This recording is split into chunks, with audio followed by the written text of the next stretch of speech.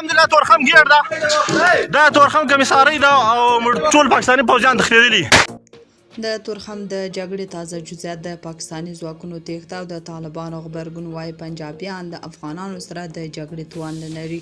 جزئیات هم دلته وګورئ او چینل هم سبسکرایب کړئ. تېره ورځ تورخم کې د افغان او پاکستاني چارواکو ترمنځ له مذاکراتو وروسته تېر ماښام افغان ځواکونو تورخم کې د پوستې په جوړولو کار پیل کړ چې همدې سره د پاکستاني ځواکونو له لوري پرې ډزې وشوې.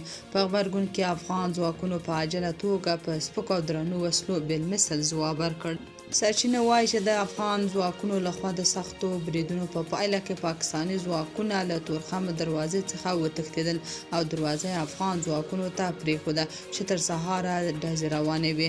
طالبان وایي چې لسګونه پاکستاني عسکرو ته یې مرګ ژوبله اړولې، خو پاکستان بیا وایي چې 3 عسکر یې ټپیان شوي.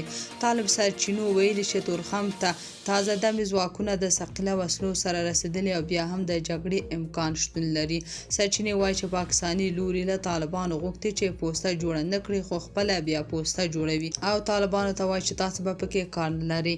شیرزاد لیکلي تورخم او د توریانو تېښته افغانانو سره ځان وهل د لیونیو کار دی. جنرال موبین لیکلي د پاکستان مرتد پوځ سره په تورخم کې بیا د افغانستان د اسلامي امارت د اتلانو جګړه پیل شوې. خپل د هېواد غازیان په دعاګانو کې یاد ساتئ. فراهي مبارز لیکلي پاکستان غواړي خپل منحوسه کړنه پټه کړي، د حمیدالحق حقاني شهادت باندې خاورې اچول او د خپلو خلکو د ذهنیت بل خړولو په خاطر کوي. تاسو په دې اړه څه نظر لرئ؟ کمنټ کې شریک او چینل هم سبسکرایب کړئ. ټول پاکستاني پوځیان تښتېدلي. الحمدلله